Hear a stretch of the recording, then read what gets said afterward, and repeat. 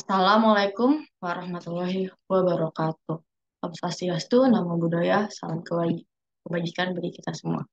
Perkenalkan, nama saya Arzeti Ananda Saraswati dengan NIM 15036218087. Di sini saya akan mempresentasikan sintaks pembelajaran TCL.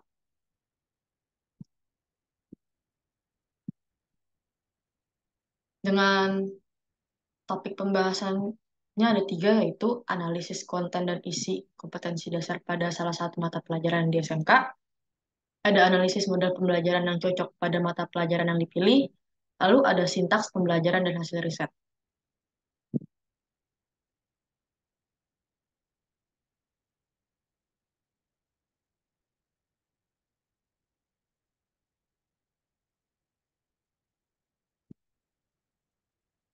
Nah, sesuai dengan pasal 3 Undang-Undang RI nomor 20 tahun 2003, pendidikan nasional itu berfungsi untuk mengembangkan potensi peserta didik menjadi manusia yang berilmu, sehat jasmani dan rohani, cakap, mandiri, kreatif, dan bertanggung jawab.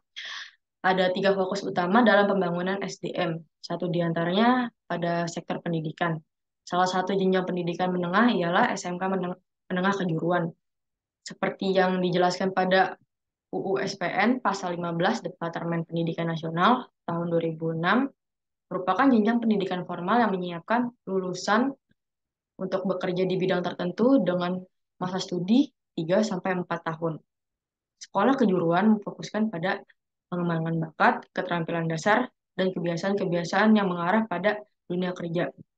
Perkembangan jurusan pada SMK sudah mulai bervariasi, di antaranya ada teknik mesin, tata boga, tata rias, parawisata, multimedia, akuntansi, teknik instalasi listrik, rekayasa perangkat lunak, desain permodelan dan informasi bangunan, tata busana, administrasi perkantoran, bisnis konstruksi dan properti, dan masih banyak lainnya.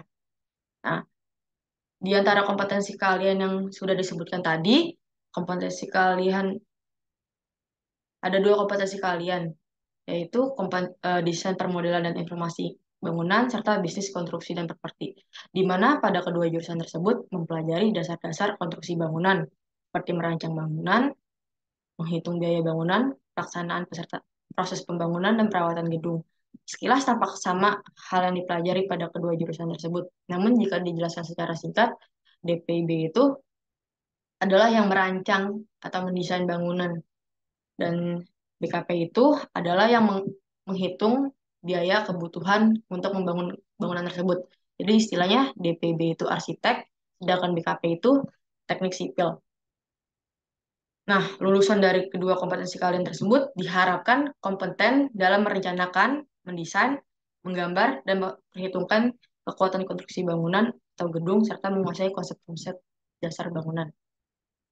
Di antara dua kompetensi itu akan dikerucutkan lagi hanya menjadi kompetensi kalian desain permodelan dan informasi bangunan saja, di mana para peserta didik itu akan diberi mata pelajaran mengenai yang pertama ada dasar konstruksi bangunan dan teknik pengukuran tanah, lalu ada menggambar teknik, aplikasi perangkat lunak, dan desain interior atau biasa kita sebut APL, terus ada mekanika teknik, ada estimasi biaya konstruksi atau yang biasa kita sebut di kuliah itu RAB, lalu ada konstruksi jalan dan jembatan atau KJJ, lalu ada produk kreativitas dan kewirausahaan, serta sistem utilitas bangunan gedung atau KUG.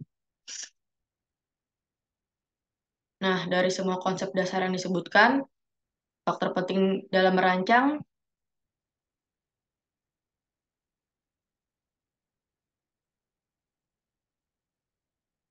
dari menghitung tentu tidak boleh mengesampingkan prosedur, maka ada mata pelajaran sistem utilitas bangunan gedung, di mana membahas tentang kelengkapan suatu fasilitas pada bangunan guna mencapai kenyamanan, kesehatan, keselamatan, dan kemudahan dalam mobilitas suatu bangunan dari ancaman bahaya yang berpotensi seperti kebakaran gedung, gempa bumi, tsunami, dan lain-lain. Nah, materi yang kemungkinan akan dibahas itu dari KUG ini ada pengertian dasar dari utilitas bangunan, lalu ada sistem utilitas dan kategorinya pada bangunan, ada pengertian dasar dari K3, lalu ada prosedur keselamatan kerja, serta alat-alat apa saja dari ketiga itu sendiri.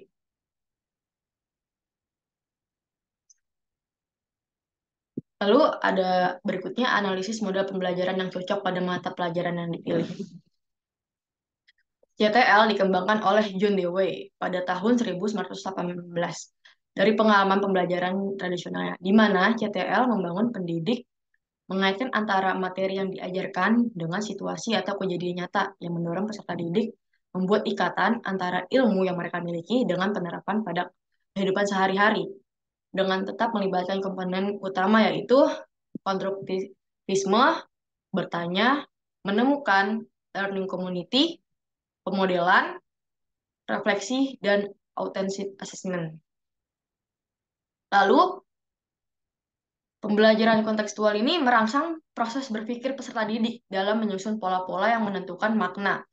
Untuk memperkuat pengalaman belajar peserta didik, tentunya perlu memberikan kesempatan mereka untuk berani mencoba dan mengalami sendiri atau learning to do agar tidak ada sekedar mendengar dan menjadi pasif saat pelajaran.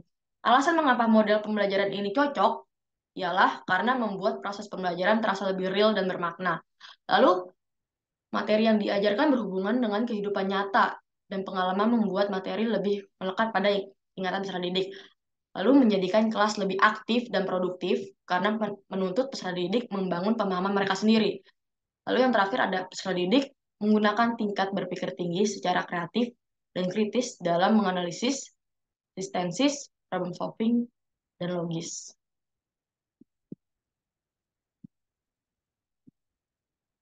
Lalu kompetensi dasar yang saya ambil itu ada yang pertama menerapkan prosedur keselamatan, kesehatan, kerja, dan lingkungan hidup pada pekerjaan utilitas gedung dan melaksanakan keselamatan, kesehatan, kerja, dan lingkungan hidup pada pekerja utilitas gedung.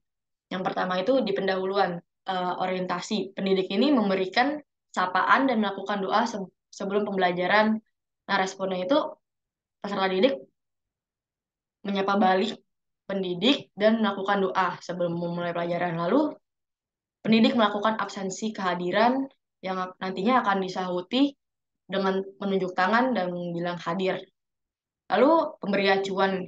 Pendidik memberikan gambaran tentang materi apa yang akan dibahas, mulai dari tujuan kompetensi dasar, indikator, pencapaian, dan manfaat pembelajaran tersebut. Nah, peserta didik itu menyimak dan merespon gambaran yang diberikan oleh pendidik. Lalu inti dari pembelajaran itu ada pendidik menjelaskan materi tentang pengertian dasar dari utilitas bangunan,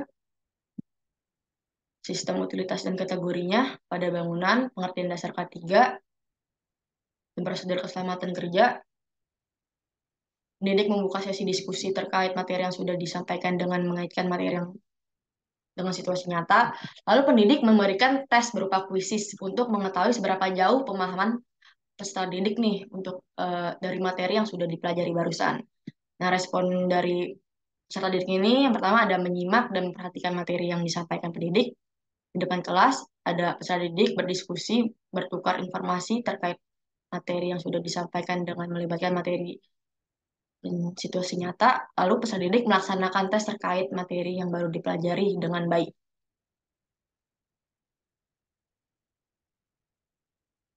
Lalu yang penutupan itu ada pendidik menyimpulkan materi yang sudah diajarkan dan memberikan gambaran terkait materi yang akan dipelajari di pertemuan berikutnya. Lalu peserta didik itu menyimak dan mendengarkan tentang materi yang sudah dipaparkan dan materi yang akan dibahas di pertemuan berikutnya. Lalu pendidik melaksanakan doa dan mengakhiri pembelajaran dengan salam. Lalu peserta didik berdoa menurut cara masing-masing dan merespon salam dari pendidik.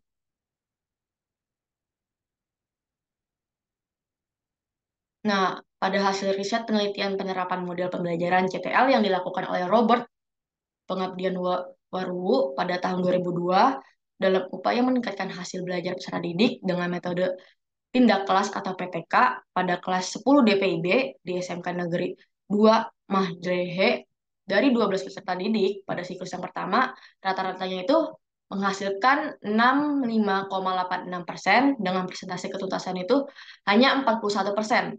Lalu ada kenaikan pada siklus kedua dengan rata-rata 81,66% dengan ketuntasan mencapai 100%, yang artinya mencapai target yang sudah ditentukan.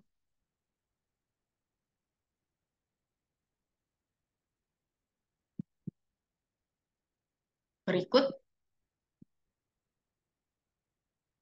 diagram hasil risetnya.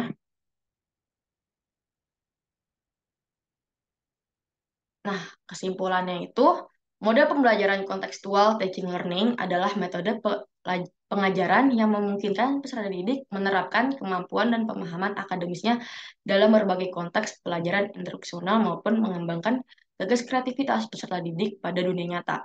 Oleh karena itu, mendorong minat peserta didik dalam mengikuti proses pembelajaran secara aktif dan memperoleh hasil pembelajaran yang baik. Nah, berikut daftar pustaka yang saya gunakan.